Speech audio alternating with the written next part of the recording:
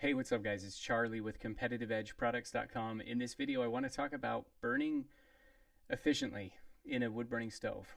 Um, I want you to be safe. I don't want you to damage your property.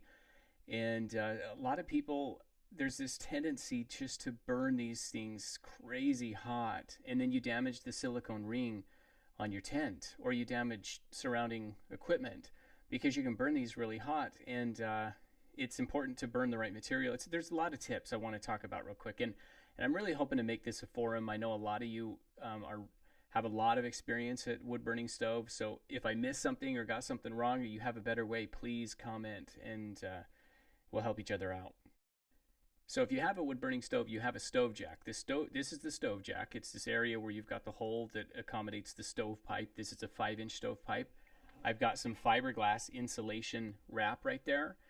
I didn't clamp it. I literally just wrapped it because the silicone ring was tight enough that it held it on really well. That's a view from the outside.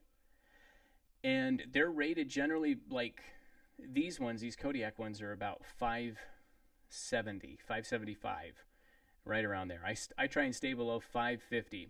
But there's this tendency on a cold morning just to chuck this thing full of fuel, and then things can kind of get out of control. So the first thing that I would recommend, number one, definitely I strongly recommend getting a thermometer so you know how hot you're burning things. Otherwise, you're kind of just guessing. And you have a damper that can close and deprive it of oxygen, but even then, if you have too much fuel, it can get away from you. So the thermometers just are magnetic. They just go right under the stove pipe. They don't require batteries or anything. They just go off the temperature.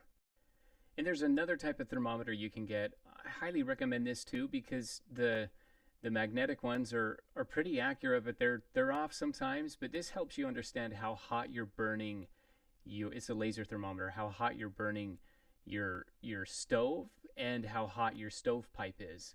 So they're pretty accurate. But tip number two: burn the right material. You don't want to use those artificial logs for campfire logs. You don't want to use plywood, construction wood, a bunch of pine cones, things like that. It doesn't burn efficiently, and things like pine cones, literally you can throw so many pine cones in there that it just literally, you can have flames shooting out the top of that stovepipe, which is definitely not good. So for optimal performance, you're going to want to use good seasoned hardwoods such as oak or ash or hard maple. They burn longer. They burn, I don't have like specific statistics, but I feel like they burn twice as long. So if you don't have those hardwoods, fine. Like you can get pine's pretty inexpensive, easy to find. Birch wood is really awesome too. So birchwood and pine are lighter woods, and I think they're great for starting a fire, but I don't think that they're great for maintaining a fire. They just burn too fast. On days that aren't super cold though, like, you can get by with it. But if you're going to be somewhere for a long time and you got to pick wood, and especially if you're buying it, you can take a look at the type of wood in the cords or bundles and see what type of wood it is. And if it's the harder the wood, the better it will, and longer it will burn. It's more efficient. I think in all my videos, I either start with some birch wood or pine, and then I throw in harder wood as it goes. Tip number three: don't burn in the back of the stove. You can start a fire in the back of the stove, and that will help avoid getting smoke out the front. But if you start it in the back of the stove, your stovepipe's going to be hotter than your actual stove, and you want it to flow through the stove so the stove can absorb a lot of the heat. So if you're burning it right, you can see it's about 200 degrees on the stovepipe, well, it depends on where, 230, 200 to 250 degrees. So if you're doing it right, the stove is burning hotter than the stovepipe. And this laser helps, the laser thermometer just helps you understand. And this is when it was really starting to go. But if you push your fire towards the back, a lot of that heat's just going to escape through that pipe. Now that some of that pipe being warm is going to also heat up your tent just like your stove will, but it's more efficient to have your stove burn hotter than the pipe itself. Tip number 4, don't burn too fast, too much too fast. Take it slow. It's on cold mornings you're going to want to just stuff that fire and get it roaring really quickly, but it's better just to let it happen a bit slower and don't rush it so fast. This is after about 25-30 minutes, and you can see the temperature not right next to the stove but closer to the center of the room. It was reading at about 71. So once it's at 71, back it off. Tip number 5, I think we're on tip number 5, get a fan.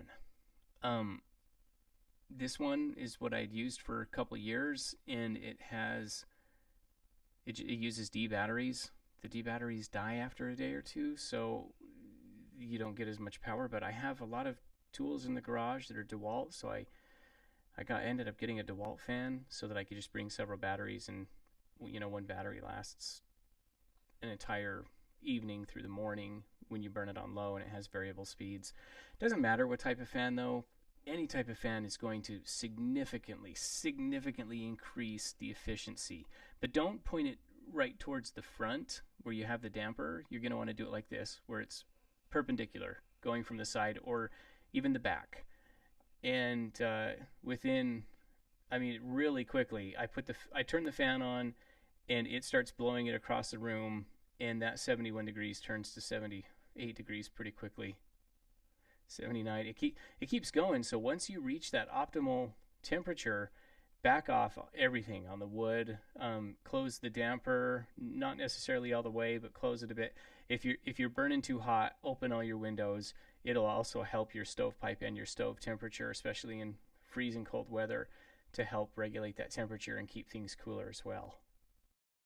Once everything's perfect inside the tent and you've got a good temperature, you'll notice that everything kind of starts to turn to coals, and your stove is still really hot, a lot hotter than the actual stovepipe, and it'll keep it nice and warm for a while. And again, I'd really love to hear any tips and tricks that y'all have in the comments. If you want like a more detailed video of a stove from unboxing to using it in your tent, because you have to, after you unbox it, you have to season or cure your tent, and by that I just mean you burn it really hot so that it burns off all the oils from the manufacturing process, including the chemical change that your actual stovepipes go through, because they'll lose their shine when they're seasoned properly as well. But you burn them really hot. But the video talks about it gives you lots of tips and tricks for the stove. You don't want to season it really hot, by the way, outside on a table like this. This is just for demonstration purposes, but I go through a lot of those little tidbits that you might find helpful. And if you found this video helpful, give me a thumbs up. If it wasn't helpful, give me a thumbs down. I take that feedback and to try and produce content that's helpful and that has some type of so I'm not wasting your time. But I do appreciate you watching. I do appreciate the comments. And if you want to see any of the stoves or the tents, visit us at competitiveedgeproducts.com.